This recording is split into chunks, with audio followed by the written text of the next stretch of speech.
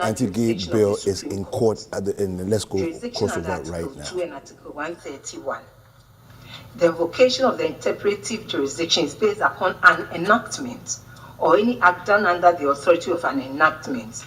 In the instant case, there is not as yet an enactment, properly so called, since the legislative process which would transform a bill into an act with the force of law has not yet terminated.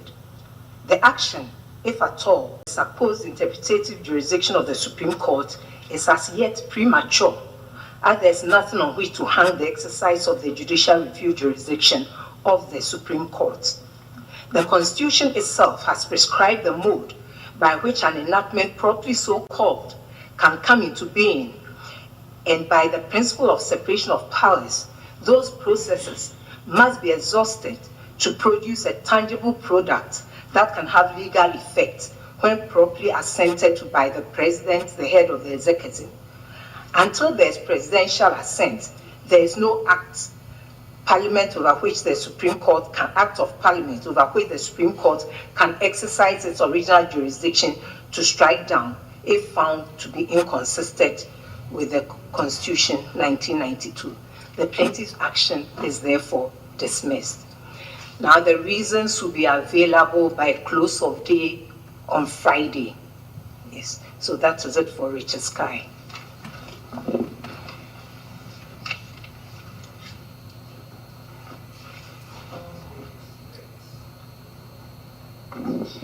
My Lord, with respect, as the court pleases. We have us wait for my lords. But we are grateful.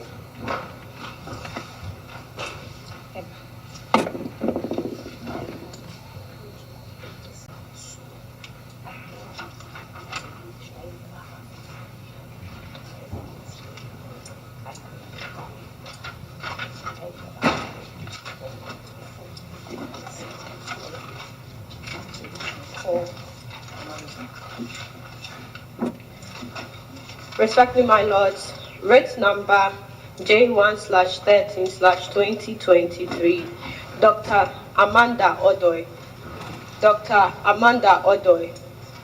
versus the Speaker of Parliament, the Attorney General. Please, your name. Andrew Kweku Ofosu. Respectfully, my lords.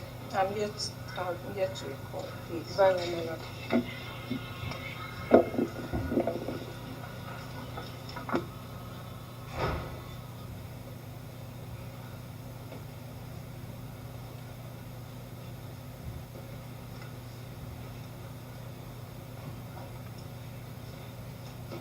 Parties. Respectfully, my lords, the plaintiff is absent but represented by Andrew Kweku Ofosu. Please, your relationship.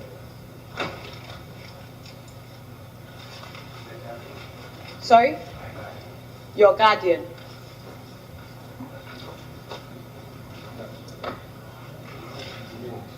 So his position is that of a ward. That's okay. Yes. Respectfully, my lords, the defendants are absent.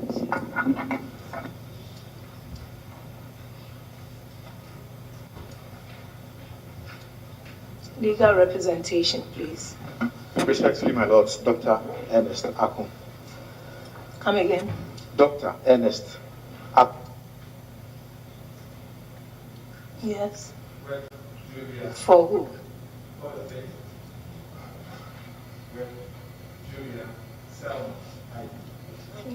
Turn your mic on, please. So Dr. Ernest Akun for plaintiff present. Yes. With him? Julia Selman Aite. Selman is S-E-L-M-A-N. And Aite is A-Y-E-T-E-Y. And Benedict. A-Y-E-T-E-Y. Yes. And Benedict. Yes. Ni Ajay Kraku. Ajay A.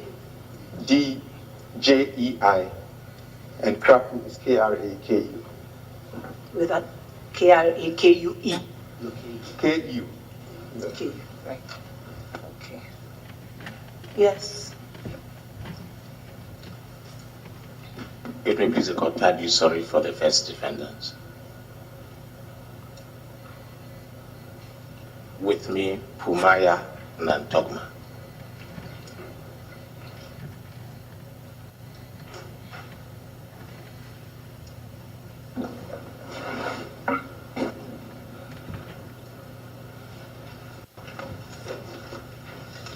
Respectfully, Just a minute, please. Yes, please. my lords, respectfully, Diana Asunabadapa, Deputy Attorney General, appearing for the second defendant. My lords, with me are George Saki, Principal State Attorney,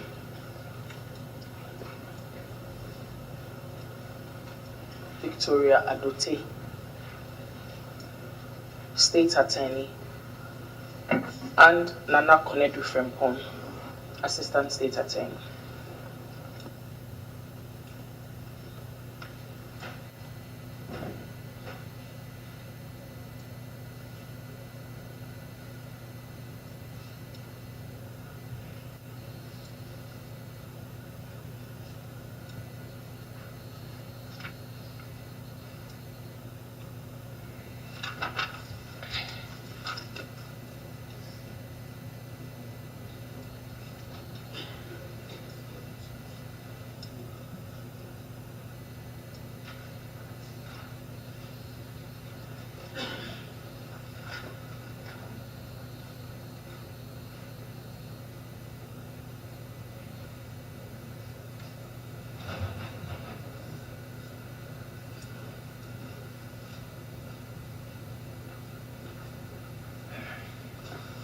The judgment of the court is unanimous.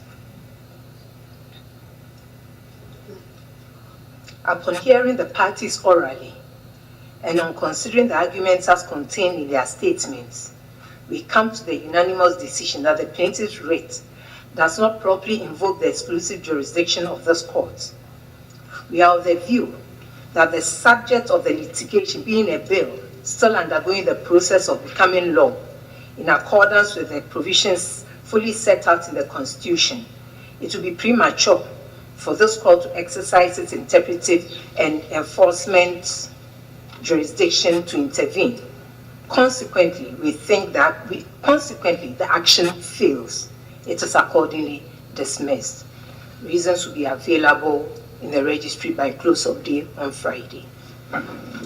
As the court pleases, my lord. We are most grateful, my lords. Most grateful, my lords.